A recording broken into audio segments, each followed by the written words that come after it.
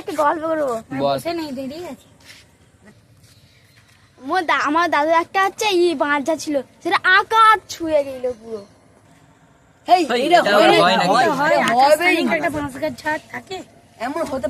বিশ্বাস করলে আমার গল্প পড়া বলে গল্প বলতে আরে আকাশটা এটা কম উঁচু। আরে সত্যি এটা ভাই यहाँ पे क्या हो रहा भाई। তাহলে আমার গল্পটা শুন শুন শুন। কি বল। আমার দাদু একটা গইলে ছিল। এই গেট দিয়ে ছাড়লে ওই গেট দিয়ে গাবিন হয়ে বেরোতো। এটা পুরো এটা কেউ বিশ্বাস করবে না। আমার দাদুর কেন অত বড় গইলে ছিল জানিস?